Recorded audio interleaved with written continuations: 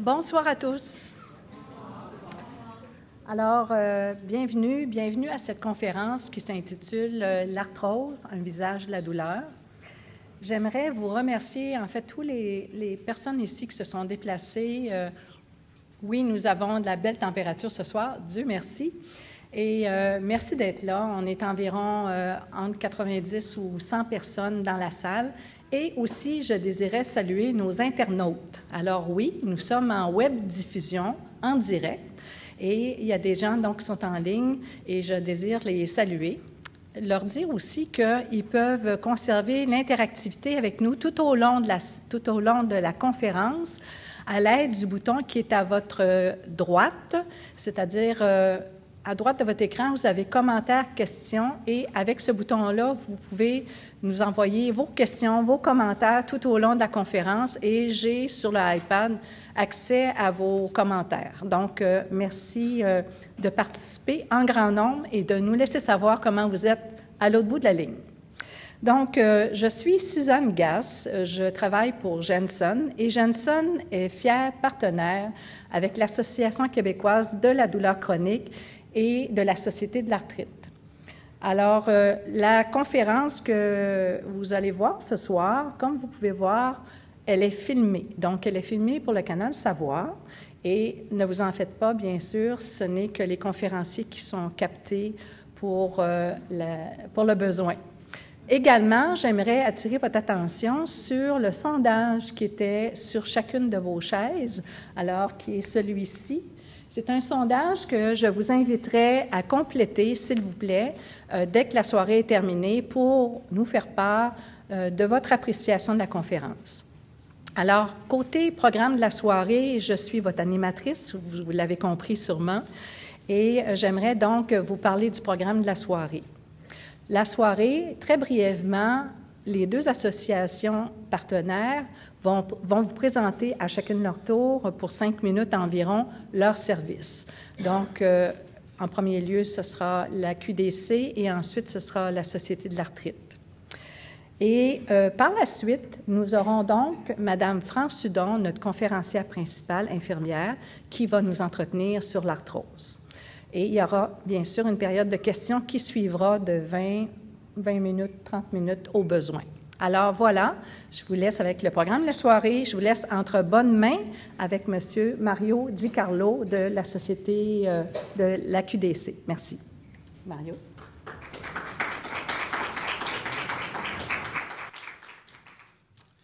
Bonsoir à tous. C'est le fun de voir une salle bien remplie ce soir. Alors, mon nom est Mario Di Carlo. Je suis membre du conseil d'administration de l'Association québécoise de la douleur chronique. Comme vous voyez à l'écran ce soir, la douleur chronique transcende vraiment plusieurs maladies. C'est une maladie elle-même. Elle peut être causée évidemment par toutes sortes de problèmes qu'on peut vivre, soit au niveau des migraines, au niveau des douleurs nociceptives ou neuropathiques, arthrose, arthrite, fibromyalgie, et la liste peut être assez longue. Mais la maladie, la douleur chronique est considérée une maladie elle-même. Au Québec, nous comptons environ 20 des personnes qui souffrent de douleurs chroniques. Je ne sais pas si vous étiez au courant, mais c'est quand même un bon nombre. On parle de 1,5 million de Québécois qui souffrent de douleurs chroniques. Ici, à la QDC, nous avons déjà 5 000 membres. On existe depuis 2005 et déjà on est rendu pas mal à plusieurs milliers de membres. Évidemment, à chaque année, il s'en ajoute et c'est notre objectif. On est une association de patients pour les patients. Donc, nous ne sommes pas des professionnels. On veut obtenir les meilleurs services et médicaments pour la population. On ne veut surtout pas régresser, on veut progresser dans notre cheminement et on veut améliorer le sort des personnes qui souffrent de toutes sortes de douleurs chroniques. Donc, on n'est pas des intervenants de première ligne, on est là, on est vos pairs, si vous voulez.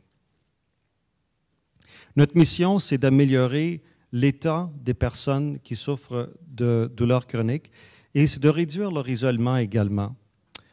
Donc, notre objectif, c'est d'aider les personnes à pouvoir s'exprimer, à pouvoir sortir, à pouvoir rencontrer d'autres personnes et continuer dans leur cheminement et ne pas s'isoler. On a une approche assez proactive dans notre manière d'agir. On est membre de la table sectorielle en douleur chronique du ministère de la Santé et des Services sociaux. Donc, on fait partie de cette table-là depuis plusieurs années. On fait beaucoup de sensibilisation auprès de la population et aussi auprès des élus. On donne des bourses aux professionnels de la santé qui veulent approfondir leur connaissance au niveau de la douleur chronique. Donc, à chaque année, il y a des professionnels qui envoient leur candidature et on en choisit quelques-uns qu'on peut aider à approfondir leur connaissance. On a des partenaires financiers solides, on en a plusieurs, et c'est grâce à eux qu'on peut continuer dans notre cheminement de promouvoir la connaissance et le sort des personnes qui souffrent de douleurs chroniques. La représentation des patients sur chacun des réseaux universitaires intégrés en santé. On en a 4. Vous savez qu'il y a Laval, il y a Sherbrooke, il y a Montréal et il y a McGill. Donc, on a des représentants dans chacun de ces réseaux-là. On a un maillage stratégique avec plusieurs organismes, comme vous voyez à l'écran. Il y a l'Université McGill, il y a le programme ACCORD, la Société de la douleur chronique, etc. Donc, on travaille de très près avec ces organismes-là. Et on fait du soutien, on fait la promotion de soutenir les personnes atteintes de douleurs chroniques. Et comment est-ce qu'on fait ça? Bien, on a plusieurs programmes pour aider ces gens-là. Par exemple, on a des groupes d'entraide qu'on vient de commencer. À Québec, ça existe déjà. On est en train de travailler très fort à Montréal et la périphérie de Montréal pour établir des groupes de soutien un peu partout. C'est des groupes de soutien de peut-être 15 ou 20 personnes pour que les gens puissent interagir. Donc, cette année, on lance vraiment le processus des groupes de soutien.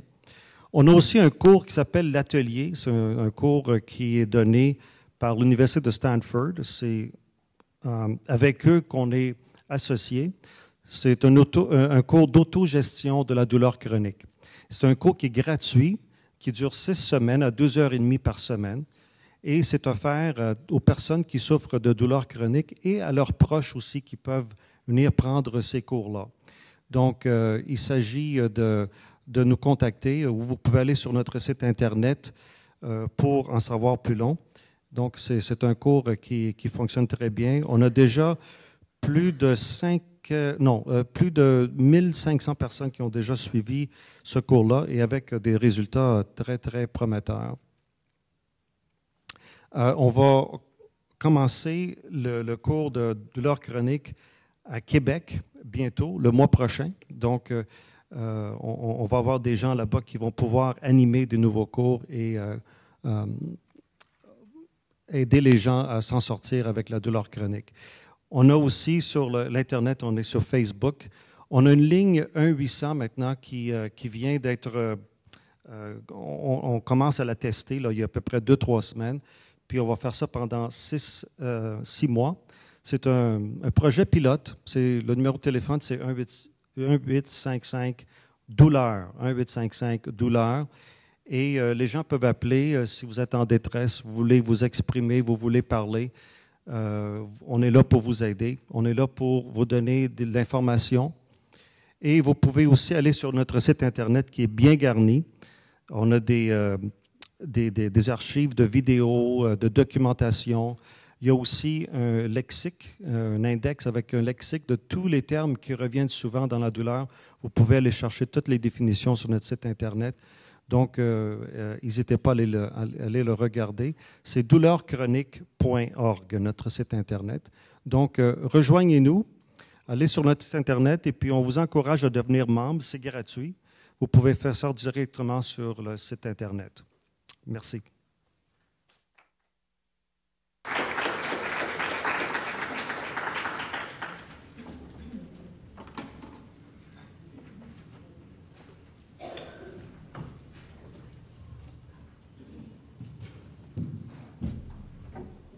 Alors, merci Mario. J'aimerais appeler maintenant au micro le représentant de la Société de l'arthrite, qui est M. Ken Gagnon. Ken, s'il vous plaît.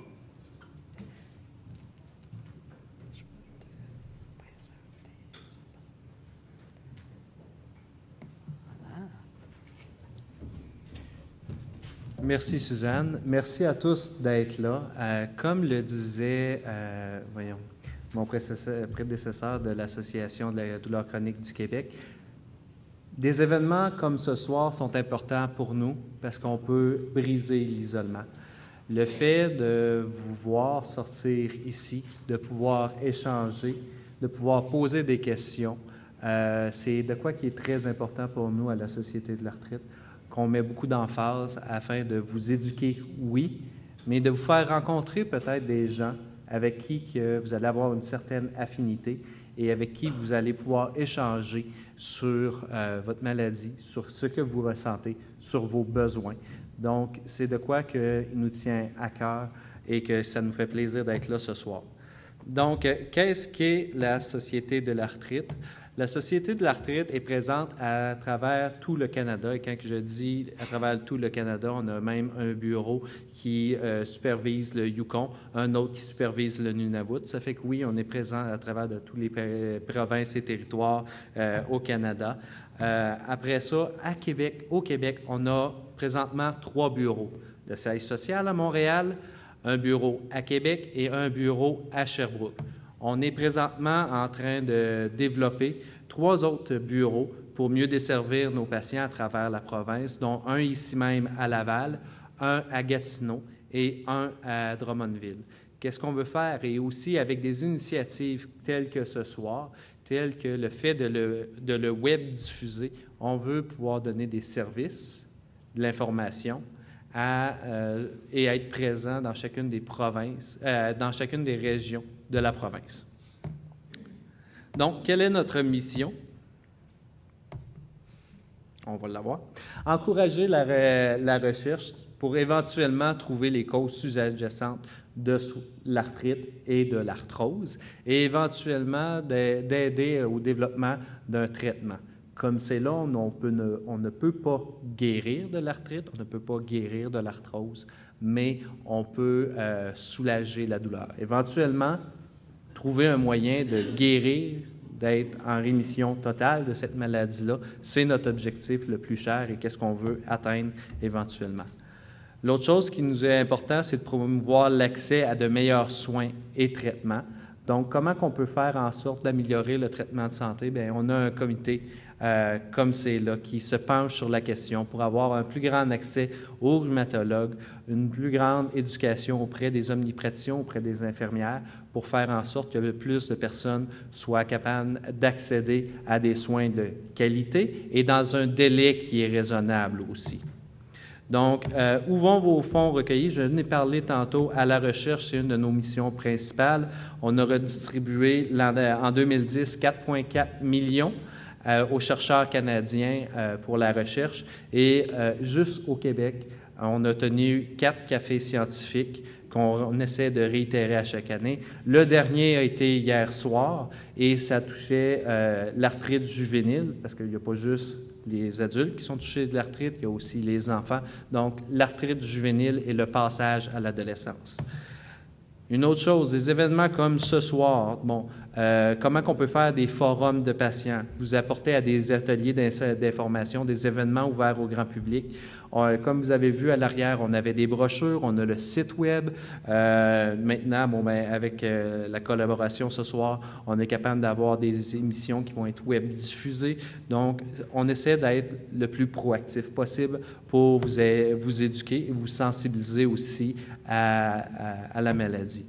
Pour qu'est-ce qui est des services qu'on offre directement pour les patients, bien, on a nous aussi une ligne 1-800 que vous pouvez nous appeler, qui est le 1-800-321-1433. Et il y a les programmes d'initiative personnelle contre l'arthrite. Donc, c'est un peu comme les ateliers de l'AQDC qui se passent sur 6 semaines, sauf que c'est plus penché vers l'arthrite et l'arthrose comme telle. Et ils sont diffusés à plus d'une quinzaine d'endroits, je crois, en province présentement. Là-dessus, on va avoir des ateliers qui vont être sur la prise en charge de la douleur chronique, qui vont être une session d'information de 3 heures. Donc, une fois, mes 3 heures spécifiques à la gestion de la douleur chronique. Le camp pour enfants, comme j'en parlais tantôt, l'arthrite attaque aussi les jeunes. Donc, c'est un camp qui va permettre aux enfants que tout le monde, généralement, eux, il faut qu'ils s'adaptent aux gens, à la société. Mais là, c'est la société qui s'adapte. Pendant une semaine de temps, la société s'adapte pour eux et tout l'environnement est vraiment bâti pour eux. Ils peuvent communiquer avec des enfants, échanger plus rapidement parce que c'est à peu près un enfant par école qui souffre d'arthrite juvénile. Donc, eux autres sont encore plus pris avec l'isolement parce qu'ils se font souvent ridiculiser par leur père parce qu'ils ne peuvent pas aller être aussi actifs et sont seuls souvent dans leur école à vivre avec cette maladie-là. Donc, c'est ça. Et la défense des droits, je n'ai parlé un petit peu tantôt, ça fait qu'un meilleur accès aux rhumatologues et permettre développer des outils pour les médecins omnipraticiens. Une des activités principales qui a eu lieu justement en fin de semaine, le 27 mai, à Montréal, au Parc Jean-Drapeau, c'était une marche de 4 km pour vaincre la douleur et ça nous a permis, avec les 500 participants qui ont été là, de ramasser au-dessus de 100 000 $ en fin de semaine pour venir en aide là, à la Société de l'arthrite. Bien, merci. C'est très apprécié. Il y a plusieurs personnes que je reconnais ici dans la salle qui ont été d'un dévouement exemplaire envers cette cause-là et je leur lève là, mon chapeau à mon tour. Sans vous, sans des donateurs comme vous, on ne pourrait pas y arriver et pouvoir là, vous offrir des services tels que ce soir. Bon, donc, en finissant, nous sommes là pour vous. Donc, le numéro à Montréal, le 514-846-8840, vous pouvez nous rejoindre en tout temps avec le info@qc.arthrite.ca, notre site web au www.arthrite.ca et vous pouvez nous contacter autant si vous avez besoin de parler, si vous voulez avoir plus d'informations sur nos événements ou tout simplement pour faire un don. Là-dessus, je voudrais remercier particulièrement Jensen ce soir, parce que sans bailleurs de fonds comme Jensen qui ont permis l'événement de ce soir, on ne pourrait pas faire des événements éducatifs de la sorte. Donc, je tiens personnellement à les remercier. Là-dessus, je vous souhaite une belle soirée et je vous repasse à Mme Gass.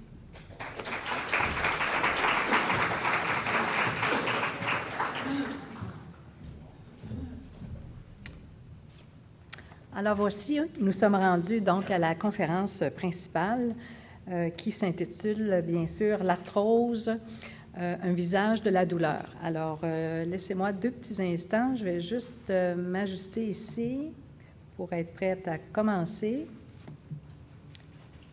Donc, voilà. Alors, comme je vous le disais, bienvenue encore une fois à cette conférence « L'arthrose, un visage de la douleur ». J'aimerais encore vous remercier, tous ceux qui sont en salle, on est plus d'une centaine, les internautes et aussi tous ceux et celles qui visionneront cette conférence au Canal Savoir dans les prochains mois. Alors, j'aimerais ici vous dire quelques mots sur l'arthrose. L'arthrose, c'est souvent considéré comme une condition banale et reliée au vieillissement. Cependant, c'est quand même 1 personne sur 8 qui en souffre. Et même s'il n'y a pas de cure jusqu'à maintenant pour guérir l'arthrose, cependant, on peut changer la vie des gens qui en souffrent, qui souffrent de la douleur au quotidien. On peut rendre ces gens-là plus fonctionnels et aussi plus actifs dans la société parce que c'est ce qu'ils souhaitent également. Alors, notre conférencière de ce soir, ce qu'elle va faire, c'est qu'elle va nous expliquer comment parler à son médecin de la douleur, comment parler à son médecin de sa douleur, bien sûr. Et elle va aussi nous renseigner sur les stratégies non médicamenteuses et aussi les traitements médicamenteux qui sont disponibles pour permettre justement de soulager la douleur au quotidien qui est associée ou reliée à l'arthrose. Alors, Madame France Sudon est infirmière clinicienne, en fait, depuis 40 ans, donc elle a beaucoup d'expérience. Elle est chargée de cours à l'Université de Montréal. Elle enseigne sur le soulagement de la douleur.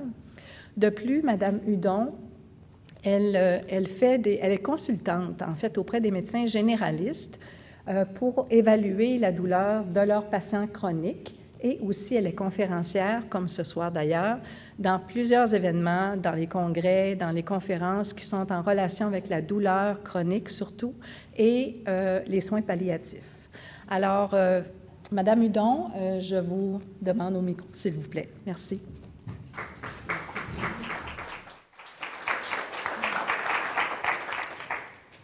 Alors, bonsoir tout le monde. C'est un très grand plaisir d'être avec vous autres ce soir. De tous les gens avec qui j'enseigne, à qui je parle au sujet de la douleur, c'est toujours avec les patients et les familles que je me sens le plus concernée, que je me sens le plus heureuse d'être présente avec eux. Parce que je sais que si vous êtes assis ici aujourd'hui, c'est parce que vous avez une bonne raison probablement. Vous êtes atteint de douleur ou vous connaissez quelqu'un intimement qui souffre de douleur chronique et vous cherchez de l'aide. En commençant, je veux juste vous dire de ne pas hésiter. La conférence peut être un petit peu longue. Si vous êtes fatigué, vous avez besoin de vous lever, d'aller vers l'arrière, de marcher. Je le comprends parfaitement et ça ne me gêne absolument pas que des gens aient besoin de se lever dans votre situation. C'est parfaitement normal. Alors, on va essayer d'éclairer un tout petit peu ce sujet-là. La douleur est un siècle et la mort un moment. Ça veut dire à quel point ça peut être difficile et pénible de souffrir, même par rapport à la mort. Et il y avait une autre chose que quelqu'un a dit aussi qui m'avait touché beaucoup. C'est un petit enfant de 8 ans qui était dans une vidéo que j'utilise à l'université et qui parle de la douleur, à qui on demande qu'est-ce que c'est la douleur. C'est un enfant qui a été très malade depuis sa naissance, qui a été hospitalisé des années pratiquement. Et il dit cette phrase superbe, mais la douleur, c'est la maladie. Parce que sans la douleur, il n'y a pas vraiment de maladie. Et je pensais aux gens qui ont de l'arthrose parce que c'est une maladie tellement silencieuse, tellement cachée, profonde, qui ne paraît pas, qu'effectivement, si vous n'avez pas la douleur, vous ne savez même pas que vous en êtes atteint. Et c'est elle qui est votre premier et votre signal d'alarme le plus important. Et quand on arrive à la soulager, on arrive à vous amener à l'oublier un tout petit peu, cette maladie-là, à passer par-dessus. Et c'est pourquoi, pour moi, c'est si important qu'on parle du soulagement de la douleur. Alors, il y a plusieurs compagnies, Suzanne disait que j'étais consultante, alors plusieurs compagnies avec qui je travaille ou que j'ai travaillé dans le passé. Alors, c'est toutes des compagnies qui ont une indication en douleur, qui travaillent avec des médicaments pour la douleur. Alors, ce que je voulais qu'on regarde, c'est apprendre à reconnaître et préciser la sévérité de la douleur, parce que c'est pas pareil. Tout le monde a mal, mais c'est pas pareil pour tout le monde, et c'est ce que je voulais qu'on regarde. Comprendre un tout petit peu mieux les mécanismes de la douleur, parce que si je veux que vous en parliez avec votre médecin, je voulais vous amener à saisir un tout petit peu qu'est-ce que lui attendait, avait besoin de comprendre. Donc, si je vous l'explique un peu, ça va être plus facile. Et finalement, bien, les différentes méthodes pour soulager la douleur. La première chose à préciser, on parle beaucoup de douleur chronique depuis le début. On vous dit, vous souffrez de douleur chronique. Et c'est important de voir la différence parce que nous, les soignants, je parle infirmières, médecins, pharmaciens, tous les gens qui travaillent dans le milieu de la santé, on a appris la douleur sous le visage, la douleur aiguë, la douleur sous le signal d'alarme, la douleur qui paraît. Le corps est alerté par une agression. Ici, le monsieur à gauche a un infarctus du myocarde, donc il est très souffrant. Et ce patient-là, quand il arrive, on n'hésite pas à s'en occuper et à le soulager parce que son faciès montre la douleur, parce que sa pression a monté, son pouls est accéléré et il a tous les signes physiologiques associés à une forte douleur et on est confortable à aller vers lui pour le traiter rapidement. La personne qui est à ma droite, à moi, à votre gauche, à vous, c'est un autre visage, c'est le visage de la douleur chronique. Quand le médecin, vous allez chez le médecin et que vous lui dites, quand il vous demande comment ça va, vous lui dites, oh, ça va pas, j'ai beaucoup de douleurs, j'ai des fortes douleurs, une douleur à 8, 9, Il vous regarde, il dit, pourtant, vous avez l'air bien. Ça ne paraît pas, la douleur. Il ne la reconnaît pas sur votre visage parce qu'il est habitué de voir le monsieur avec l'infarctus. Pour lui, c'est ça, un patient à 8, 9 sur 10. Alors, c'est la première étape à comprendre quand on est soignant et quand on est proche aussi.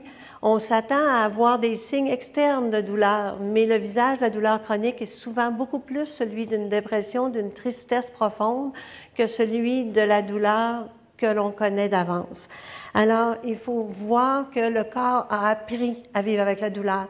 Il a cessé de donner les signaux apparents de la douleur, de dire le pouls est normal, la pression est normale, la personne cherche à faire les choses de façon normale et non pas comme dans la douleur aiguë. Tout de suite, je veux préciser 3 types de douleurs. On va faire un tout petit peu de physiologie rapidement, mais pour moi, c'est central que vous arriviez à clarifier les termes, OK? Alors, on parle de 3 types de douleurs principalement. On parle d'une douleur nociceptive, d'une douleur neuropathique, des termes que vous entendez souvent, et de douleur mixte. Alors, je vous explique, OK? Pas besoin de lire, là, vous allez retrouver ça sur le web, sûrement. Juste comprendre qu'est-ce que c'est une douleur nociceptive. C'est la douleur d'un système nerveux normal. OK? Je mets ma main sur le poil et ma peau est brûlée. La douleur qui survient lors de la brûlure, c'est une réponse de signal d'alarme. C'est une réponse à une agression et c'est mon système nerveux qui voulait me donner de la douleur pour que je sache que je dois m'occuper de la main. Alors, c'est une douleur qui est produite d'abord sous une agression, quelque endroit que ce soit. Il y a des substances inflammatoires. OK? C'est une douleur c'est une agression qui va paraître à quelque part. Même si elle est profonde, je vais prendre un rayon X ou je vais aller voir et je vais voir qu'il y a eu un tissu qui a été lésé. Et le système nerveux il est en santé. Il produit des substances de douleur. Il produit des messagers de la douleur. Je vous en donne 2. Substance P et glutamate.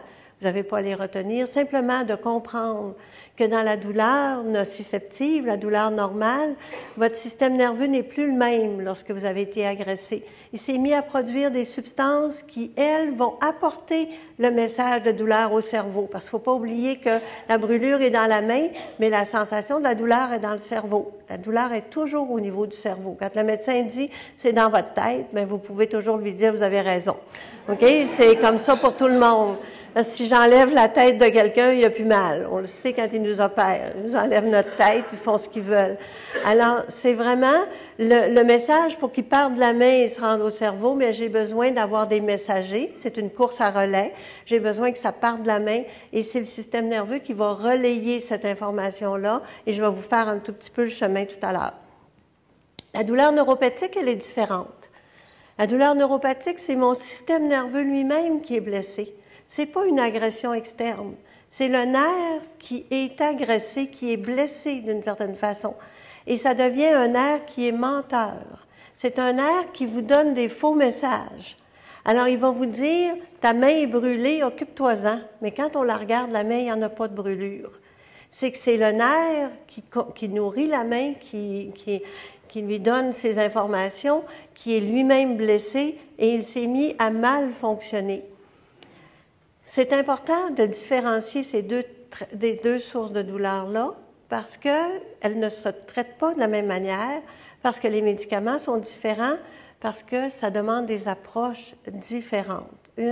Et parfois, malheureusement, on a les 2 types de douleurs chez la même personne. On va appeler ça des douleurs mixtes. J'ai une composante nociceptive avec un os qui est brisé. J'ai une composante neuropathique avec un nerf qui a été lésé. Et à ce moment-là, je vais avoir besoin de plusieurs médicaments pour la personne. Alors ici, je vous montre le trajet de la douleur, OK?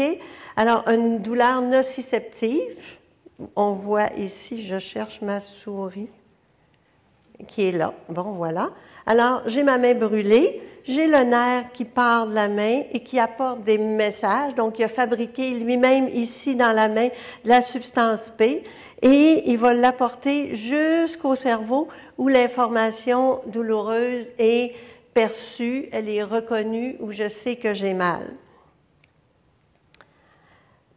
dans la main brûlée, ça fait mal à cause de ce qu'on appelle, nous, la soupe inflammatoire. Ce n'est pas de la soupe, c'est des substances particulières qui sont fabriquées pour maintenir la sensation douloureuse. Alors, si ma main devient rouge, enflée, si ça devient tout avec une cloque, toutes ces substances-là, c'est de l'inflammation. On peut en avoir dans la main qui est brûlée, mais dans votre os qui fait de l'arthrose, il y a de l'inflammation.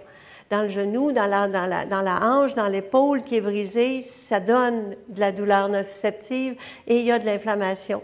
Les anti-inflammatoires que vous avez sûrement tous essayés, ils travaillent à aider à enlever cette soupe inflammatoire, à réduire cette information douloureuse qui est ici en périphérie, qui est ici dans la main ou dans la hanche ou dans le genou.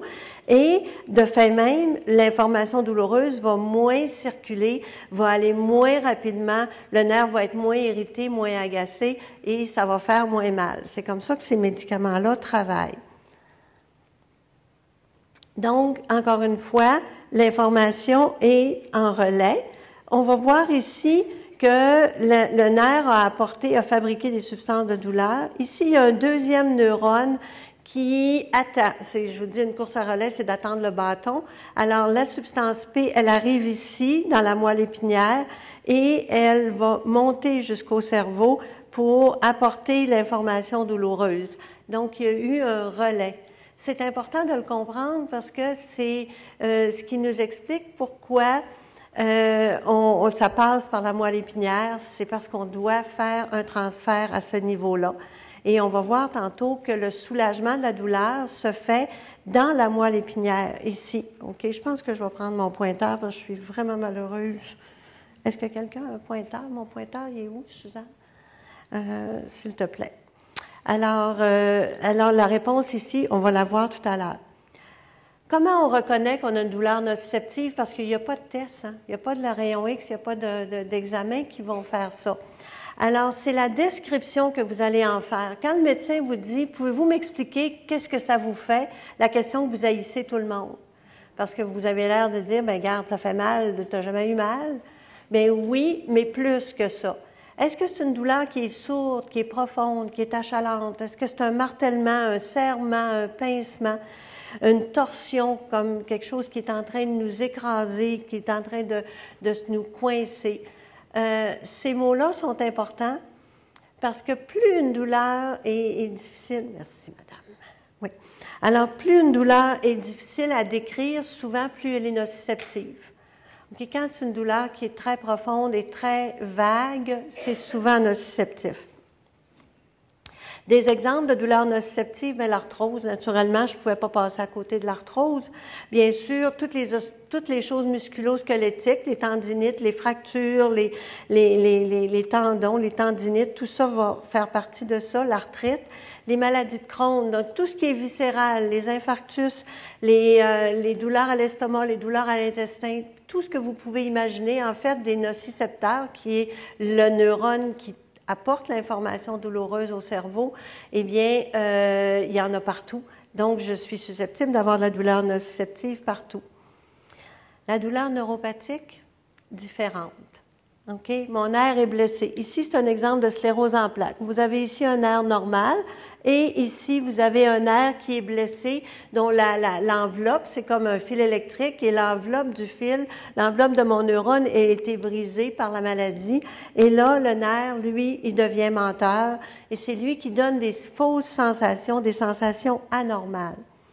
Alors, comment on la reconnaît, la douleur neuropathique? Bien, souvent, le patient va dire « j'ai des chocs électriques ». J'ai des éclairs, j'ai des coups de poignard, ça me brûle comme du feu.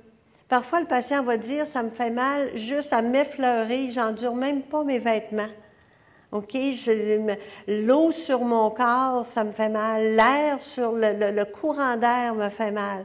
Dans ce temps-là, vous savez que c'est neuropathique. Quand vous avez une région de votre corps que vous dites, je touche puis je la sens pas, c'est bizarre, c'est tout engourdi, c'est comme chez le dentiste. C'est parce qu'il y a un nerf en dessous qui est coincé et qui travaille mal. Okay? C'est les sensations d'aiguille, le froid à l'intérieur, la sensation d'engourdissement, de fourmillement.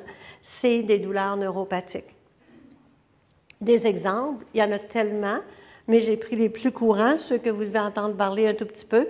Alors ici, la douleur du tunnel carpien, tous ceux qui ont mal dans la main parce qu'on a travaillé trop avec la souris d'ordinateur ou comme une couturière ou comme quelqu'un qui fait un travail manuel avec les mains de façon constante, on développe ce qu'on appelle un tunnel carpien, c'est-à-dire que le nerf est coincé ici au niveau du poignet et l'entrée dans la main. Et vous voyez, c'est la moitié de la main qui a des sensations bizarres, des sensations douloureuses, des sensations difficiles, différentes.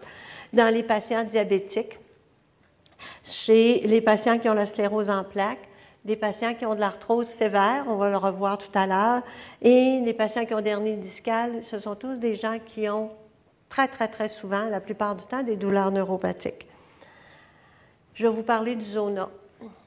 Pourquoi je prends du temps pour le zona? Parce que c'est une maladie on doit s'occuper très rapidement. Je vous explique, et c'est une maladie qui est très, très fréquente, surtout quand on avance en âge.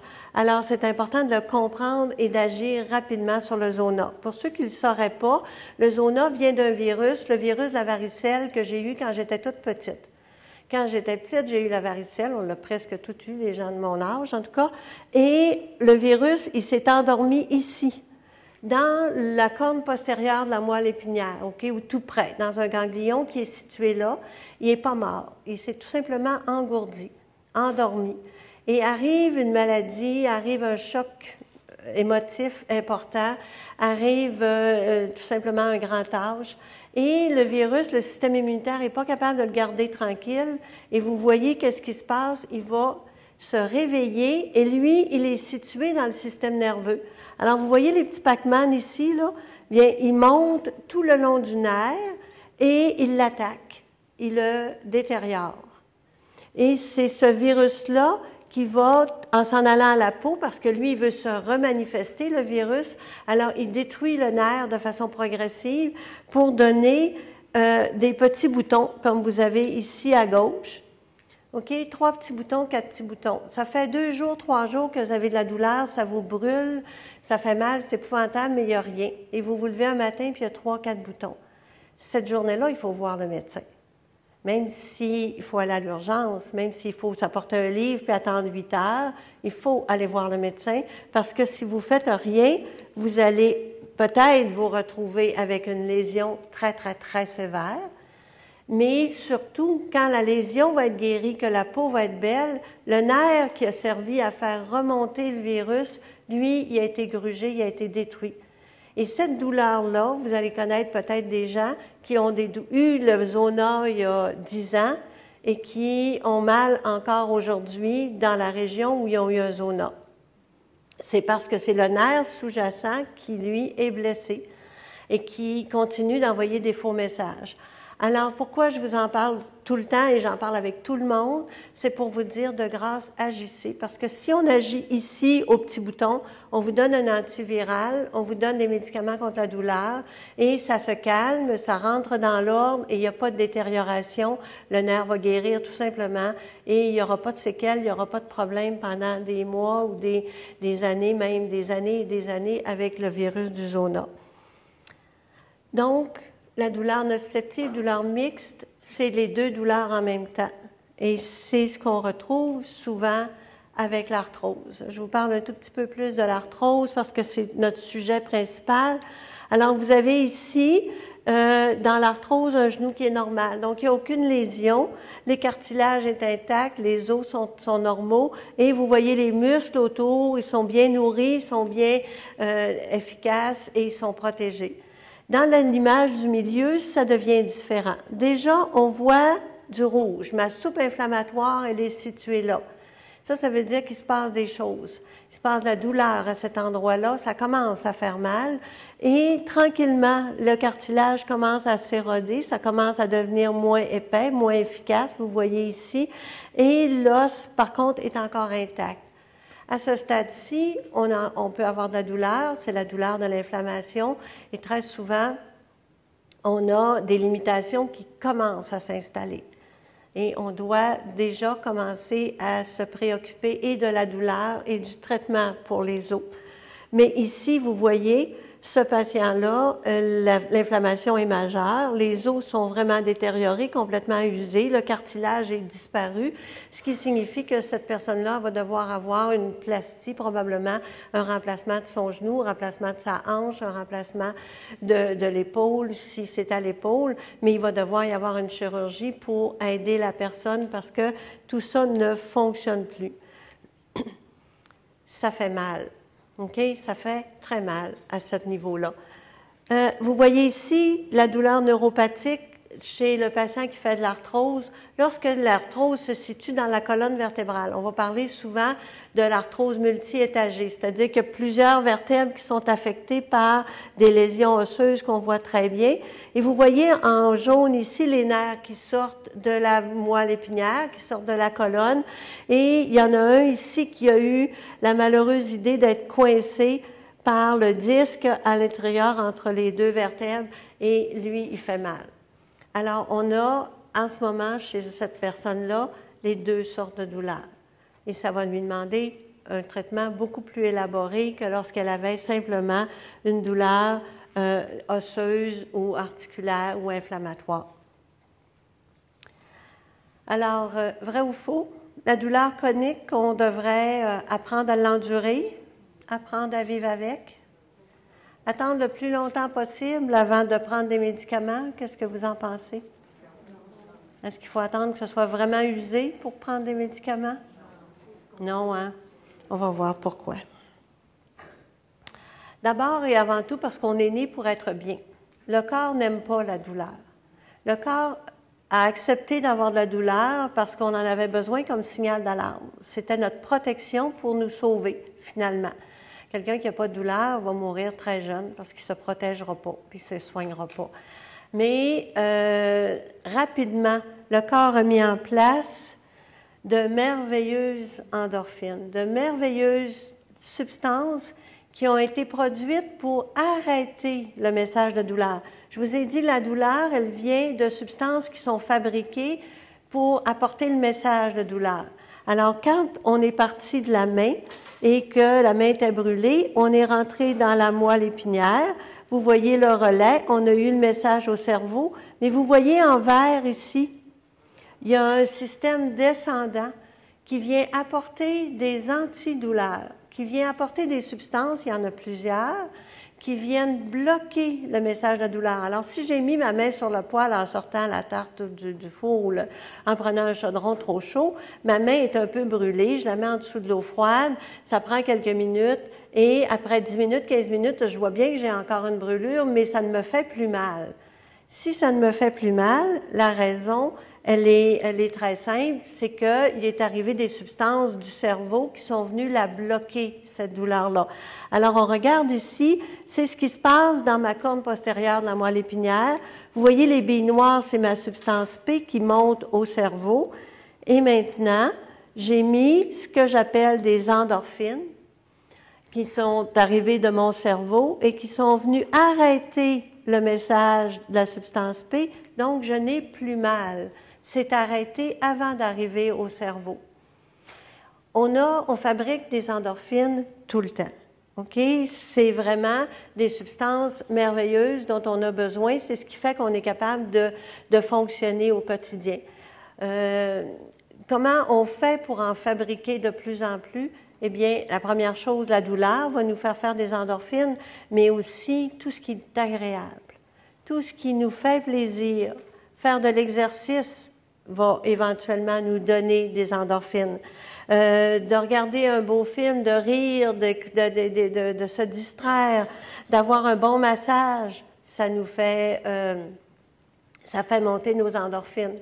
Je lisais dans un livre sur la physiologie du cerveau de l'enfant, l'exemple que la personne donnait pour la fabrication des endorphines, elle disait, vous êtes avec votre enfant ou votre petit enfant, et il joue tranquillement, puis il est bien calme, puis tout à coup, spontanément, il se lève, puis il se jette dans vos bras. Mais qu'est-ce qui s'est passé? Pourquoi il a fait ça? parce que dans son cerveau, dans sa chimie du cerveau, il y a eu un manque, OK? Il a manqué d'endorphine, il s'est comme ennuyé. Il y a eu quelque chose qui l'a mis moins confortable et elle disait, prenez-le comme un compliment, vous êtes une source d'endorphine pour cet enfant-là. Vous faites monter et vous le remettez un peu heureux. Et on est comme ça au quotidien. Combien de fois vous vous dites, ah là, il faut que je fasse quelque chose, c'est plate, là. Ça dépend de votre tempérament, ça dépend qui vous êtes, ça dépend si vous voulez aller marcher, ça dépend si vous voulez aller prendre l'air, si vous voulez aller magasiner, si vous voulez vous acheter du chocolat, si vous voulez écouter un film à la télé, ou si vous voulez appeler une amie qui vous fait rire et pas celle qui vous fait pleurer. Mais vraiment, c'est de cette façon-là qu'on travaille sur notre système qui fabrique des endorphines et c'est ce système-là qui nous aide à lutter au quotidien contre la douleur.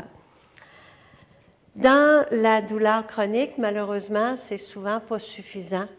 On n'arrive pas à le fabriquer suffisamment, sinon on n'aurait pas mal.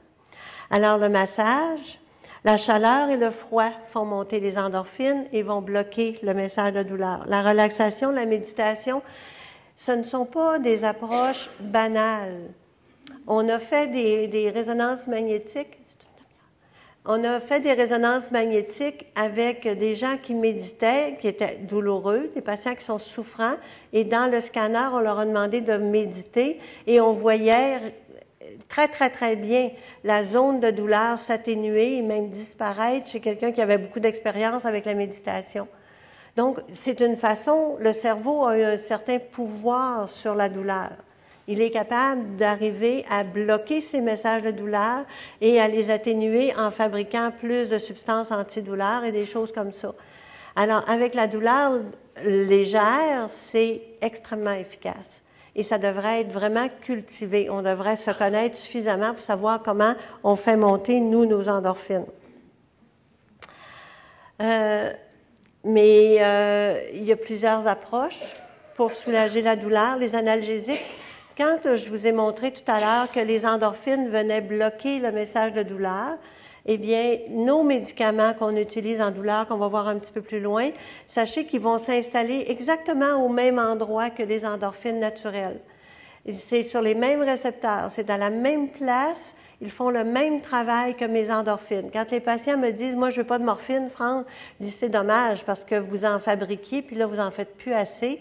Et on n'a pas beaucoup de choses pour remplacer ce que votre cerveau ne vous donne pas en quantité suffisante. » OK? Alors, les morphines, les opiacés remplacent nos morphines naturelles qui sont insuffisantes pour soulager l'intensité de la douleur qu'on expérimente. Alors, la physiothérapie, l'ostéopathie, l'acupuncture, la chiropratique, les infiltrations, tout ça, est-ce que ça aide? Absolument. C'est des approches absolument intéressantes et leur moyen d'action, c'est très souvent de faire monter les endorphines. Donc, de soulager la douleur de cette façon-là. Par contre, dans les douleurs sévères, c'est limité. Il faut toujours avoir en tête que je dois avoir une efficacité, je dois avoir une réponse.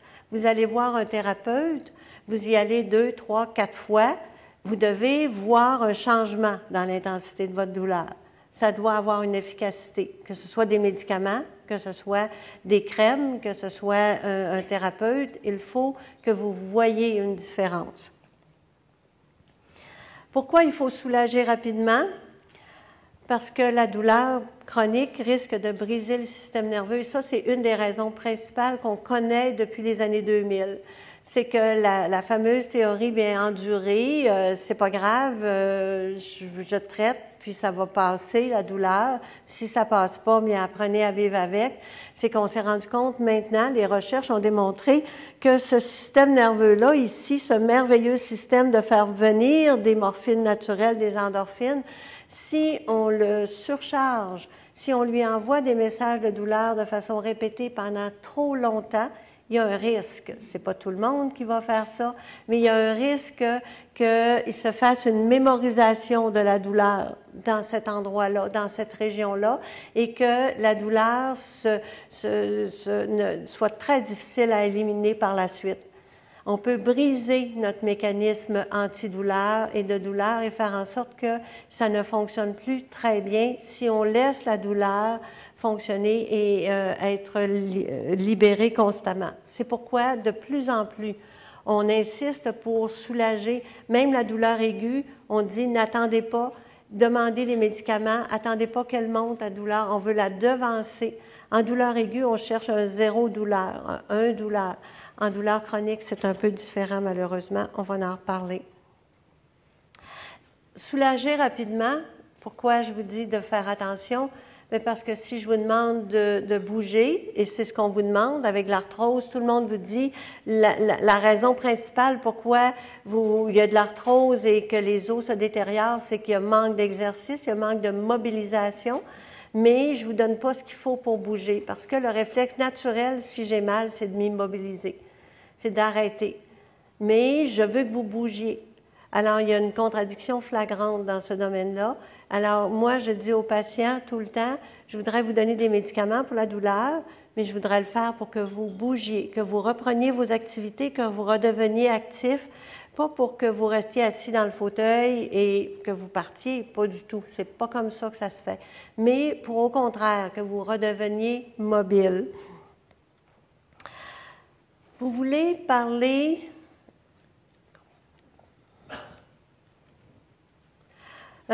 vous voulez parler avec son médecin, OK? Vous devez aller rencontrer votre médecin. Vous devez prendre un rendez-vous pour parler de la douleur seulement, OK? Première chose. Parce que vous avez plusieurs problèmes sûrement. Vous avez de l'hypertension, vous faites du diabète, vous avez d'autres maladies qui vous préoccupent, vous êtes inquiète de beaucoup de choses. Le médecin qui est devant vous, il y a un temps limité pour vous. Et vous décidez que vous allez lui parler de la douleur. Alors, il faut que vous lui preniez un rendez-vous et que vous lui disiez que vous allez, que vous êtes là pour parler de la douleur seulement. OK? Vous allez vous préparer. Il n'aimera peut-être pas ça, que vous arriviez avec une liste, mais ça, c'est pas important. C'est pas ça le but. Le but, c'est que vous sachiez qu'est-ce que vous voulez lui demander et arriver à le faire. Alors, il faut tenir un journal de douleur la semaine qui précède la visite. Et vous allez le documenter de façon claire pour être confortable avec ça. Rappelez-vous qu'il ne peut pas savoir ce que vous ressentez, comme personne ne peut savoir. OK? C'est une question que vous seul avez la réponse et vous allez devoir faire l'effort de lui expliquer. Et là, j'arrive avec mon échelle, que vous connaissez tout le monde, le fameux 0 à 10, que personne n'aime, parce que tout le monde se dit, bien, qu'est-ce qu'il veut savoir? C'est combien? Alors, on dit 0 douleur, 0 c'est aucune douleur, puis 10 c'est une douleur qui empêche toute fonctionnalité. C'est ça le 10 sur 10. Vous avez mal à l'épaule. OK? Vous avez une douleur dans l'épaule. À 1, 2, 3, votre épaule, vous faites ce que vous voulez. Sauf qu'après un certain temps, vous devez bouger et vous devez vous reposer. Mais vous êtes capable de faire tout ce que vous aimeriez faire. C'est ça qui est important. À 4, 5, 6, ça commence à être différent. Il y a des choses que vous voudriez faire, mais que vous ne faites pas. Parce que là, ça fait trop mal. Alors, vous commencez à faire des choix. Vous choisissez ce que vous voudriez faire et vous dites ça. Mais là, soulever le sac de pommes de terre, ça, c'est trop. Soulever mon petit-fils qui est rendu à 20 livres, ça, je peux plus. Ces choses-là sont extrêmement importantes à noter. Parce que c'est elles qui sont les témoins de votre douleur. C'est elles qui montrent ce qui est vraiment une limitation. OK? Alors, les limitations que vous allez reconnaître, vraiment, c'est la façon que vous allez en parler avec votre médecin. Vous allez lui dire, docteur, il y a des choses que je ne peux plus faire et que je veux faire. J'ai 50 ans, j'ai 60 ans, j'ai 70 ans, il me reste 20 ans, 30 ans, 40 ans à vivre. J'aimerais ça, faire des choses que j'aime. Alors, vous allez écrire, est-ce que la douleur est constante ou varie-t-elle beaucoup en intensité? C'est important. Parce qu'une douleur qui dure 24 heures sur 24, elle va vous demander un traitement sur 24 heures. Et vous allez devoir le prendre de façon régulière à tous les jours pour 24 heures. Alors que si la douleur, elle est confortable si vous ne bougez pas, mais si vous bougez, là, ça devient achalant vraiment. Ou encore, si le matin, c'est correct, l'après-midi, c'est moins bien, mais le soir, c'est insupportable, il faut le savoir. Parce que le traitement doit s'ajuster à ces moments-là. Parce que si je vous traite comme si vous aviez mal tout le temps et que vous avez mal seulement à certaines périodes de la journée, vous allez vraiment éprouver des inconforts avec trop de médicaments pendant une certaine période de temps. Alors, on doit savoir ça. Vous devez décortiquer votre journée. Comment sont les nuits? Vous vous réveillez combien de fois par nuit? La douleur, elle vous garde réveillé combien de temps? Qu'est-ce que vous faites pour aller vous soulager? Et si vous ne dormez pas, vous savez que ce qui vous attend, c'est la fatigue chronique, c'est l'épuisement, c'est la dépression, parce que le sommeil, on ne peut pas toucher beaucoup au sommeil. Le sommeil, c'est vraiment une façon de se recharger, de refaire nos batteries. Alors, on a besoin d'aller chercher un sommeil réparateur. Alors, notre premier objectif en soulagement de douleur, c'est de donner le sommeil, d'aller récupérer le sommeil. Lorsque mon patient dort, je sais que j'ai déjà fait un grand pas sur le soulagement de sa douleur et que par la suite, ça va prendre un petit peu plus de temps. Il faut savoir qu'en douleur chronique, le soulagement de la douleur, on y va progressivement et très lentement. Parce que c'est un travail de moine, c'est un travail de longue haleine. On y va pour plusieurs semaines parce que ça fait longtemps que ça fait mal. Alors, c'est pas nouveau, c'est pas une nouvelle problématique. Mais notre premier objectif, faire dormir le patient. Vous procurez un sommeil réparateur. Ensuite, vous permettre de vous reposer. Si la douleur, elle est très présente et que vous n'êtes même plus capable d'être assise ou de jouer une partie de cartes ou sans vous mobiliser, vous avez de la douleur de façon constante, eh bien, c'est une douleur qui appelle un soulagement beaucoup plus rapidement et beaucoup plus important. Parce que normalement, surtout avec l'arthrose, on espère qu'au repos, ça fait pas mal. Et arrive la douleur à la mobilisation qui va être la plus difficile à soulager. Comment ça se passe? Comment vous pouvez vous déplacer? Comment on arrive à marcher sur combien de distance vous arrivez à vous déplacer? Vous faites 5 minutes, 10 minutes, 15 minutes? 1 heure? Ah, OK. C'est pas la même chose. Si mon patient peut aller faire facilement 2-3 heures au centre d'achat versus celui qui a de la difficulté à aller chercher une pinte de lait au dépanneur, c'est un autre univers et ça va demander complètement autre chose pour le traitement de cette douleur-là. Est-ce que vous êtes encore capable de vous laver, de vous coiffer, de vous habiller normalement? C'est la base. Quand on ne peut pas se laver, prendre sa douche, se coiffer, le séchoir, ça fait trop mal. Je ne peux pas tenir quelque chose sur une... Je ne peux plus soutenir mon chaudron pour les pommes de terre. Je ne peux pas transporter les sacs d'épicerie. Je ne suis plus capable. J'ai mal aux genoux, j'ai mal à la hanche. Je ne suis pas capable de monter un escalier, 2 escaliers. Pourtant, il y a 3 escaliers chez moi, mais chaque marche est une torture. C'est un sérieux problème de douleur. On est en face d'un gros problème de douleur. Et ça va demander une approche beaucoup plus efficace et agressive que si la personne me dit « bien, j'arrive à faire tout ce que je veux, mais c'est vraiment pas confortable comme avant. Puis j'ai besoin de m'arrêter, j'ai besoin de me reposer, j'ai besoin de faire des pauses parce que je suis plus aussi efficace qu'avant. Je suis plus aussi bonne qu'avant. »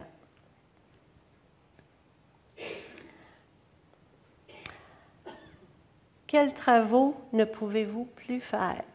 vous situez, si vous ne travaillez plus, puis que vous avez 45 ans, 50 ans, puis la retraite est encore très loin, votre douleur est un sérieux problème. Et elle doit être soulagée rapidement. Les problèmes d'humeur, les problèmes de dépression, est-ce que ça vient avec la douleur, selon vous? Est-ce que ça va ensemble? Tout à fait. Pourquoi? Parce que je vous ai dit, il y a plusieurs substances qui viennent bloquer le message de douleur. Et dans ces substances-là, il y a de la sérotonine et de la noradrénaline. Pour vous qui seriez familiers avec la dépression, vous savez que les gens qui font des dépressions, c'est des gens qui manquent dans leur cerveau de sérotonine et de noradrénaline. Ces deux substances-là, dans le cerveau, elles sont responsables au niveau de l'humeur, mais au niveau de ma moelle épinière, dans ma corne postérieure, elles sont responsables de bloquer le message de douleur. Alors, si j'en manque, non seulement je vais être plus souffrant, mais je vais être plus triste et plus déprimé. Plus je suis triste et déprimée, et plus je manque de sérotonine, plus j'éprouve de douleur. C'est vraiment un cercle vicieux. Et quand on fait une évaluation avec les patients, une des premières chose que je vérifie, c'est l'humeur et c'est la présence de dépression, parce que je sais qu'en travaillant sur la dépression et en soulageant le patient, en augmentant sa sérotonine et sa noradrénaline, je vais atténuer sa douleur, parce qu'il va mieux lui-même se soulager. Est-ce que la douleur vous oblige à renoncer à vos loisirs, à votre vie sociale? Ça doit faire partie de votre journal, parce que vous devriez avoir une vie. Vous devriez être capable de voir vos petits-enfants, de voir vos amis, vous devriez être capable de jouer aux cartes, vous devriez être capable de jouer au bowling si vous jouez au bowling avant. On veut que vous bougiez, on veut que vous fassiez des activités. Bien, la raison est que vous devez avoir des médicaments pour vous soulager. Je parle beaucoup des médicaments. Et les gens disent, bien, pourquoi tu ne nous as pas élaboré beaucoup sur les autres approches? Les approches alternatives, okay? Les approches dites douces, de médecine douce, les approches comme l'ostéopathie, l'homéopathie, je vous ai dit tout à l'heure qu'elles étaient efficaces. Oui, tout à fait. Elles le sont particulièrement dans les douleurs légères, okay? Au premier niveau. Mais dans les douleurs modérées à sévères, si dans votre journal, vous avez écrit que vous ne fonctionnez plus dans votre vie quotidienne, si votre douleur est à 10 sur 10 ou 8 sur 10 ou 7 sur 10, en haut de 5, 6 sur 10, ça signifie que vous n'êtes plus capable de faire beaucoup de choses que vous aimeriez faire, qui seraient normales pour vous de faire.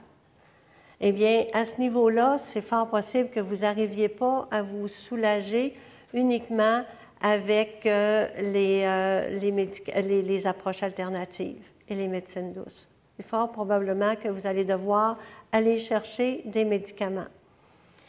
Les médicaments qui sont sur le marché, ils sont de plus en plus efficaces, sont de plus en mieux connus, mieux en mieux utilisés. On arrive à de très bons résultats. Au début, une douleur légère, alors j'ai un non-opioïde. Okay? Un non-opioïde, ça veut dire que c'est du Tylenol, c'est de l'Advil, on va les voir tout à l'heure. C'est ce qui est sur le comptoir, c'est ce qui est facilement accessible, ce que vous n'avez pas besoin de prescription. Et c'est ce qui vous a probablement, tout le monde, vous avez déjà essayé. C'est une douleur entre 1 et 3, pas 0, mais 1 et 3 et 1 et 4. On va aller dans ces médicaments-là. Ici, c'est l'échelle de l'OMS, l'Organisation mondiale de la santé. Elle a recommandé aux médecins de procéder de cette façon-là pour soulager la douleur chronique. Alors, elle leur a dit, si votre patient est fonctionnel, donc il peut faire à peu près tout ce qu'il veut, mais il y a des épisodes de douleur, vous devez commencer avec le niveau 1. Ensuite, vous irez dans la douleur modérée à d'autres médicaments, d'autres molécules qui vont être plus performantes, qui vont être plus efficaces pour les soulager, mais c'est des patients qui expérimentent des douleurs qui sont plus limitatives. Et finalement, dans la douleur sévère, on va prendre des opioïdes, on va prendre des médicaments beaucoup plus puissants. Alors, ce que je vous mentionne ici, les médicaments qui vous sont mentionnés font partie de la liste des médicaments recommandés par les lignes directrices du Collège des médecins pour le soulagement de la douleur chronique. Alors, je ne voudrais pas que vous pensiez que c'est moi qui ai inventé ça. C'est pas mon genre. Et ce n'est pas les seuls médicaments qui sont là. J'ai pris des exemples. J'ai mis des choses pour lesquelles peut-être que vous avez déjà vous-même essayé et je voudrais prendre le temps de vous les expliquer un tout petit peu mieux pour que vous compreniez pourquoi on vous les a prescrits un jour. Alors, la douleur nociceptive, à quoi elle répond? La douleur normale, la douleur d'un système nerveux en bonne santé qui fabrique la substance P. Eh bien, le premier médicament qui vous a été recommandé, je suis certaine, c'est le Tylenol. Pourquoi le Tylenol? Simplement parce que c'est un médicament qui est efficace et qui a très peu d'effets secondaires, beaucoup moins que beaucoup d'autres molécules, donc il est bien toléré et il y a une certaine efficacité dans la douleur légère. Je comprends très bien qu'on commence avec le Tylenol. Je pense que c'est important, si on vous prescrit du Tylenol arthritique ou des choses comme ça, de réaliser que vous devez le prendre sur une base régulière. Votre os, il est brisé. Votre os, il est usé. Votre os est inflammé. Et ça ne s'arrête pas parce qu'il fait la nuit. Ça ne s'arrête pas parce que vous êtes un petit peu au repos. Alors, la première recommandation avec n'importe quel médicament pour la douleur, c'est principalement de vous assurer de le prendre sur une base régulière pour remplir les récepteurs, pour vous assurer que ça bloque la substance de douleur de façon efficace.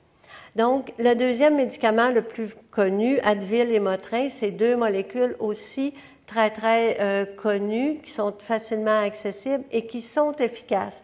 La différence entre le Tylenol n'a pas d'action anti-inflammatoire. Alors, il n'agira pas sur votre soupe inflammatoire. Mais l'Advil, le Motrin, ce sont des anti-inflammatoires, donc ils vont réduire un tout petit peu la rougeur, l'édème et les douleurs qui proviennent de ces molécules-là, de ces substances-là. Donc, l'Advil, Motrin, les autres anti-inflammatoires que vous devez connaître, Celebrex et Naprosyn. OK? Deux molécules que vous devez avoir dû aussi essayer de façon régulière. Ce qu'il faut savoir, c'est qu'avec ces molécules-là, le Celebrex, le Naprosyn, vous ne pouvez pas, les personnes âgées, on parle en haut de 70, 75 ans, on est très, très, très prudent et très circonscrit à les utiliser. On fait très attention à ça. Il y a des analgésiques topiques comme le Voltaren que vous devez connaître, les crèmes pour masser le genou, masser l'épaule. Est-ce que ça fonctionne? Oui. Si ça fonctionne, c'est bon. Mais si vous ne dites pas vraiment, c'est parce que pour vous, ça ne fait plus effet. C'est toujours ce que je voudrais que vous reteniez le plus. On vous donne un médicament, vous prenez une thérapie, quelle qu'elle soit, c'est que le journal de douleur que vous avez écrit en premier, bien, il faut le réécrire. Il faut aller le rechercher pour voir si ça a fait une différence. L'échelle de 0 à 10, elle vous sert deux fois. Elle sert à dire la perception que vous avez de votre douleur, la sensation de la douleur. J'ai ma petite fille qui a 9 ans, avec qui je vais magasiner des jeans, d'accord? Puis c'est assez long parce qu'elle est assez difficile. Et là, on est à la 6e paire. Puis là, je dis vraiment, elles sont magnifiques, elles sont très belles, tu devrais les prendre. Et là, elle me regarde, elle dit, ben non, c'est un 6 sur 10, grand-maman. Des jeans, il faut au moins que ce soit 8. Je dis, qu'est-ce que tu me dis? Elle dit, 10 sur 10, c'est des leggings. Elle dit, 8, 9, on peut tolérer les jeans. Mais elle disait 5, 6, je ne les mettrai pas. Et là, j'ai compris qu'elle me donnait la sensation que moi, j'ai aucune idée. Moi, je les trouve belles, les jeans. Exactement comme votre médecin, il trouve que vous avez l'air bien. OK, mais vous venez lui dire, j'ai l'air bien, mais dans mon corps, ça ne marche pas. Comme elle me dit, mes jeans, je ne suis pas bien dedans. Mais vous, c'est dans la sensation de votre corps que lui connaîtra jamais. Donc, vous cherchez un terrain neutre. Et l'échelle de 0 à 10, elle sert tout le temps. Elle sert quand vous allez au cinéma puis vous dites, as-tu aimé le film? Oui, bien sur 10, bien 8. OK, bien moi, c'est 5. Donc, vous voyez tout de suite que les deux personnes n'aiment pas ça de la même manière. Donc, c'est un terrain neutre, l'échelle. Mais elle va vous servir surtout, et si vous prenez la peine de l'écrire dans votre cahier, lorsque vous allez essayer de vous rappeler comment vous vous sentiez. Alors, vous prenez un médicament et 2 heures après, vous allez voir, et là, on vous demande sur une échelle de 0 à 10, c'est à combien? Puis là, vous aviez écrit 8, puis là, elle est rendue à 5. Donc, il y a une efficacité. Mais à 5, est-ce que vous faites vraiment tout ce que vous voulez faire? Peut-être pas. Peut-être que ce n'est pas suffisant. Si vous me dites 2, 3, je vais vous dire, tu as trouvé la bonne molécule. Si vous me dites, ben oui, c'est efficace, mais passer de 8 à 6 ou de 8 à 5, ce n'est pas une grande efficacité, ce n'est pas un grand bénéfice. Alors, il faut y penser, est-ce que c'est suffisant? Et ça, c'est avec l'échelle que vous allez le savoir, que vous allez vous reprendre dans ça. Donc, de prendre régulièrement et de vérifier si ça fonctionne. Moi, ça me désole tellement de voir dans les centres de soins longue durée des personnes âgées qui sont au Tylenol pendant des années et des années sans que personne vérifie est-ce que ça change quelque chose. Est-ce qu'ils sont moins souffrantes avec ça ou s'ils sont pareils? Et parfois, on a l'impression que c'est juste le fait de donner la pilule qui fait un effet un petit peu, mais que fondamentalement, ça n'a rien changé. La douleur neuropathique, dans un premier temps, la douleur légère, je vous ai expliqué tout à l'heure que c'était un nerf qui était menteur, un nerf qui fonctionnait mal. Souvent, je donne comme exemple à mes patients pour la douleur neuropathique le fil électrique qui a été coupé dans l'orage et qui traîne sur le trottoir et qui fait des flamèches, fait des psh, psh, psh. Puis que là, on sait très bien que l'électricité passe là, puis qu'on a un gros intérêt à ne pas aller mettre notre main là-dessus. OK, alors le nerf agressé dans ma fesse ou dans mon dos ou dans mon bras ou dans mon thorax, eh bien, il fait la même chose. Il fait des flamèches. Il fait des mini-convulsions. Et la raison pourquoi on veut calmer ce nerf-là, on va vous donner des anticonvulsivants, même si vous n'êtes pas épileptique. Même si vous n'avez jamais fait d'épilepsie de votre vie, le médecin vous dit, oui, mais ça va calmer, ça va régulariser le courant électrique dans ton nerf, il va être moins agressant. Donc, vous ne pouvez pas attendre la même sensation lorsqu'on prend un anticonvulsivant que lorsqu'on prend un autre médicament pour la douleur. Vous avez mal à la tête, je vous donne un Tylenol, et après 1 heure, ça fait du bien, j'avais plus mal à la tête. Avec les anticonvulsivants ou les antidépresseurs qui vont agir aussi dans le système nerveux, qu'est-ce qu'on attend? C'est est-ce qu'il y a moins de coups, est-ce qu'il y a moins de choc électrique? Est-ce qu'il y a moins d'engourdissement, moins d'aiguilles, moins de picotement? Est-ce que c'est plus confortable comme sensation? La douleur au contact qu'on avait tantôt, juste de passer la main, est-ce que ça va mieux? Ou si c'est pareil, ou si ça n'a pas changé du tout, ou c'est un petit peu mieux, mais pas vraiment. Donc, ces médicaments-là, ils ne travaillent pas de la même façon. Mais comme ils ont des effets secondaires assez importants, souvent, on les commence à très, très petit dosage. Et on vous demande d'attendre pour les augmenter, que votre corps s'habitue un peu. Alors, au début, vous avez des effets secondaires, vous avez très peu de résultats. C'est un peu décourageant. Votre journal de douleur est extrêmement important à ce niveau-là. Si vous avez moins, vous aviez noté que vous aviez 10 fois par jour des chocs électriques et que vous êtes rendu à 3, vous avez encore des chocs électriques. Ça vous choque parce que vous aimeriez ça plus de n'avoir. Mais 3, c'est plus supportable que 10 ou 15. Alors, c'est comme ça qu'il faut évaluer la douleur neuropathique en termes de plus supportable et de plus confortable. Alors, les antidépresseurs, comme je vous expliquais tantôt, ils viennent aider à soulager la douleur neuropathique, la sensation de brûlement souvent qui est tellement importante. L'élavil, le Cymbalta, l'Effexor, c'est toutes des molécules qu'on utilise fréquemment et régulièrement. Et ce n'est pas parce que le médecin pense que vous êtes déprimé et que c'est dans votre tête. C'est dans votre tête, mais ce n'est pas la raison. Il vous donne ça parce qu'il sait que ça va aller travailler dans la moelle épinière pour bloquer le message de douleur et calmer les nerfs. C'est la raison pourquoi vous devez les prendre. Et je sais par expérience, pour parler avec beaucoup de patients, que le réflexe, c'est « ça y est, il ne me croit pas ». Ils pensent que c'est parce que je suis déprimée puis que je suis folle et qu'ils me donnent des antidépresseurs. Il n'a pas compris. Si vous avez une composante neuropathique franche, il va vous donner des antidépresseurs, mais pour soulager la douleur neuropathique. Dans la douleur modérée, on vient de changer de palier. Il y a beaucoup de médicaments qui sont arrivés. Il y a beaucoup de molécules, même des nouvelles molécules. Je vous parle de 2009, 2010, 2011, qui sont arrivées sur le marché. Ce sont des molécules qui sont efficaces. OK? Alors, dans la douleur nociceptive, peut-être que vous avez déjà essayé Tramadol, Tramacet, Ultram, Tapentadol, une nouvelle molécule de 2011, Nucynta, qui vient d'arriver sur le marché et qui peut être utilisée en deuxième ligne, c'est-à-dire lorsque la douleur est rendue à 4, 5, 6 et qu'elle incapacite la personne de façon assez importante. La buprénorphine, le Butrans, qui est une molécule qui est administrée par timbre et qui dure 7 jours, qui est un opioïde, mais tellement léger qu'on peut la donner à des personnes âgées de 85 ans sans trop d'effets secondaires, sans trop de complications.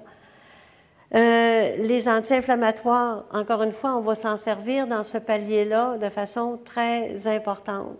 Donc, on a de plus en plus de molécules. La mauvaise nouvelle, vous en attendiez un peu, c'est qu'il n'y a pas de... On n'a pas vraiment de couverture médicamenteuse, sauf les assurances privées. Le gouvernement n'a pas accepté de nouvelles molécules contre la douleur depuis les 5 dernières années. Alors, tout ça, c'est des molécules qui ne sont pas couvertes par la Régie. Pour moi, c'est un scandale. Ce sera une raison pour sortir nos chaudrons. Il faudra y penser sérieusement parce que je pense que on devrait, si ça nous rend fonctionnel, si ça vous rend actif, si ça vous permet de travailler, si ça redonne et que c'est pas encore rendu au niveau 3, donc aller chercher les grosses molécules qui sont plus difficiles un tout petit peu à tolérer, on devrait avoir accès aux médicaments qui sont efficaces. C'est ma perception de cette situation-là.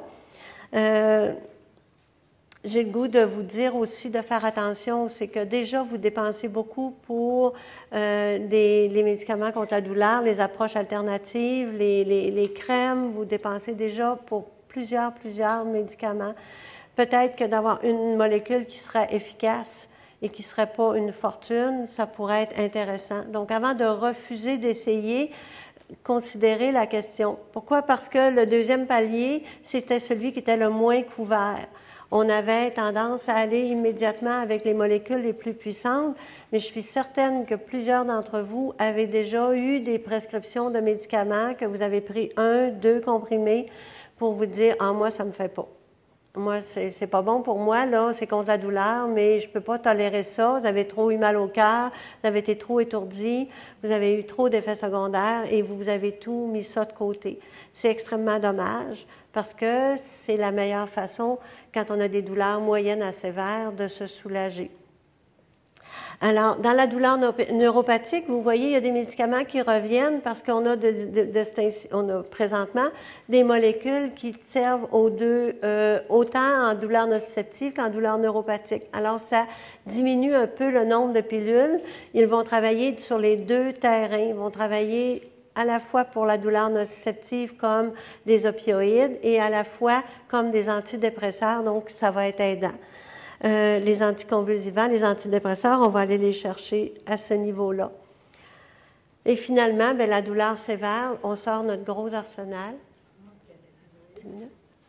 On sort notre arsenal beaucoup plus important. Et là, on va aller chercher les opioïdes, notre morphine, OK?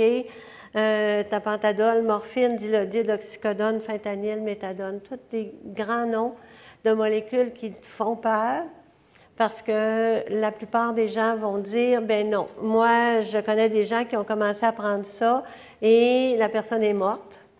OK, parce que c'est en soins palliatifs, où les gens sont devenus dépendants et moi, je ne veux pas devenir dépendant, où j'en ai déjà eu, puis j'ai tellement fait des mauvaises réactions que je ne veux pas aller avec ces molécules-là parce que c'est trop puissant pour moi et que... Alors, j'ai le goût de vous dire que c'est beaucoup une façon de s'en servir. Si vous avez des douleurs sévères, rappelez-vous l'image de l'arthrose avec l'os qui était tout usé, qui a une inflammation importante autour et qui donne vraiment des douleurs extrêmes. J'ai vu des patients qui disent qu'ils ne montent plus d'escalier, qu'ils ne soulèvent plus un verre d'eau, qu'ils ne sont pas capables de se servir d'une épaule ou le dos, ou plusieurs vertèbres qui sont affectées par l'arthrose et qui souffrent le martyre constamment, qui ne dorment pas. Eh bien, il vaut beaucoup mieux prendre des médicaments et de bien prendre le temps de bien les utiliser, c'est-à-dire qu'on commence avec des tout petits dosages et on augmente de façon progressive. On se donne du temps, des semaines, sinon des mois, mais on se dit, je vais y arriver, mais ça prendra le temps que ça va prendre, mais je vais trouver la recette qui, moi, va me soulager et qui va me redonner ma fonctionnalité. Parce que c'est ça le but, c'est ça qu'on veut que vous fassiez. Alors, encore une fois, on va continuer nos anti-inflammatoires. On pourrait rajouter dans les douleurs sévères, il y a souvent des douleurs mixtes. C'est rare que j'ai des douleurs uniquement nociceptives lorsque je suis rendue dans les niveaux de 8, 9 et 10 sur 10. Donc, les antidépresseurs, les anticonvulsivants, les cannabinoïdes, on pourrait vous offrir de la marijuana, on pourrait vous offrir du pot pour soulager des douleurs neuropathiques. On ne tombe pas dans ça comme dans les bonbons. Souvent, on hésite. Sachez que ça se donne en pilule. Sachez qu'elles sont très utiles pour les douleurs neuropathiques. Okay? C'est vraiment des molécules qui sont intéressantes en douleurs neuropathiques. Il ne faut pas les refuser sans les avoir essayées. Et je vous donne un truc. Si vous avez un médicament qui vous est prescrit, et que ce que vous n'aimez pas, c'est les effets. Peut-être tout simplement que c'est trop fort. Parlez à votre pharmacien et demandez-lui si c'est possible de le couper. Ce n'est pas toutes les pilules qui se coupent, il faut vérifier avant, mais souvent, c'est une question de dosage. Souvent, l'inconfort qu'on ressent au début d'un traitement, c'est une question de dosage. Alors, il vaut mieux, avant de tout mettre de côté et de décider qu'on n'en prendra pas, se questionner à savoir pourquoi. Et peut-être que ce n'est pas cette molécule-là que vous avez besoin non plus. Lors de votre visite chez le médecin, bien, ayez des attentes réalistes. Je suis certaine que je n'ai pas besoin de vous dire ça à vous qui êtes assis ici, que c'est rare en douleur chronique, non cancéreuse ou cancéreuse, qu'on arrive à baisser la douleur à 0. On y essaie rarement. Souvent, on est très heureux d'avoir un 30%. Alors, vous êtes à 8 et vous tombez à 5. Déjà, on voit une nette amélioration. Vous êtes à 7, vous baissez en bas de 5, vous êtes rendu à 3, 4, donc vous reprenez une fonctionnalité. Ça devient très intéressant pour vous. Donc, vous n'arriverez probablement pas à 0, mais vous allez reprendre des capacités. C'est ça qui est l'objectif.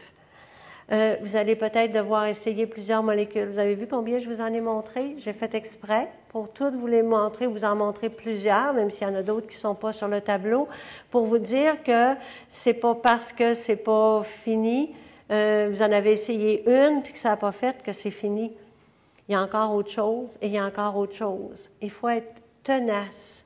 Il faut être sérieux dans cette recherche-là, exactement comme lorsqu'on essaie le diabète. Vous savez, les patients qui font du diabète, c'est une comparaison que j'utilise souvent avec les patients qui ont de la douleur chronique parce qu'on est presque avec le même problème. En diabète, ce que je manque d'insuline et j'ai trop de sucre.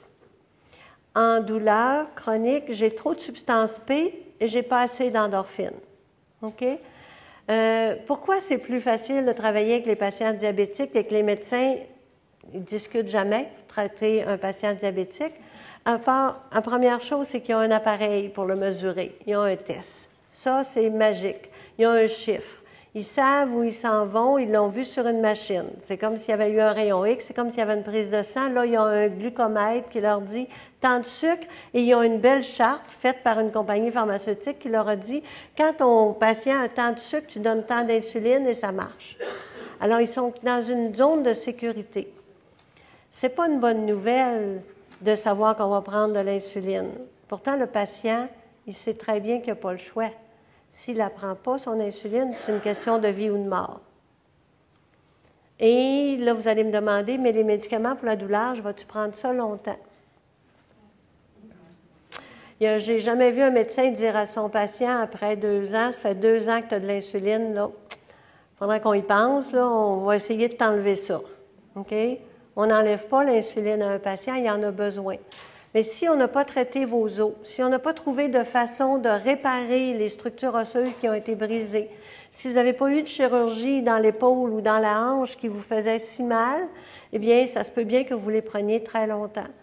Mais s'ils vont fonctionner et ils vont vous aider, c'est ça qui est important. Mais lorsque vous allez avoir une réponse, c'est-à-dire qu'on va avoir traité, vous avez eu une chirurgie, votre hanche, elle vous fait plus mal, vous allez arrêter tous les opioïdes que vous aurez pris, vous allez prendre toutes ces pilules-là qu'on vous a montrées et vous allez les mettre de côté spontanément. OK, on va le faire d'une façon progressive parce qu'il faut reparler au corps, il faut aller lui dire, regarde, ça, tu as eu ça pendant tant de temps, là, je te l'enlève, comme on fait avec du décadron. Le décadron, qui est une molécule contre la douleur qui est tellement merveilleuse, mais qu'on ne peut pas utiliser en douleur chronique parce qu'il y a trop d'effets secondaires, puis qu'elle détruit les os. Fait que c'est pas vraiment ce qu'on souhaite avec les patients qui font de l'arthrose.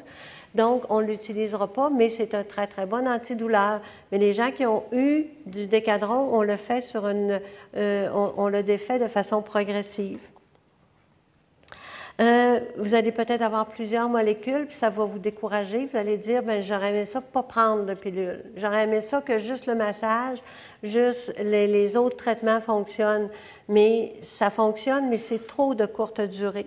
Ça vous soulage rarement suffisamment pour redevenir fonctionnel. Et vous allez peut-être probablement avoir des effets secondaires. Et là, vous allez avoir besoin de votre pharmacien. Vous allez avoir besoin d'un pharmacien pour vous guider dans vos démarches. La constipation, ça se soulage, ça se contrôle. Okay? On ne peut la traiter. Les nausées, elles sont très incapacitantes, souvent avec les médicaments contre la douleur, mais sachez que ça dure 2 semaines, puis après, ça va être rentré dans l'ordre. Ne vous en faites pas trop avec la constipation, puis avec les nausées.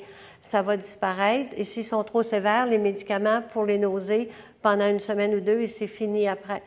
La somnolence légère, ce fameux inconfort, parce que la dernière chose que vous voulez, c'est de dormir tout le temps, c'est de ne pas être capable de faire vos mots croisés, d'écouter la télévision, de parler avec vos amis, de sortir.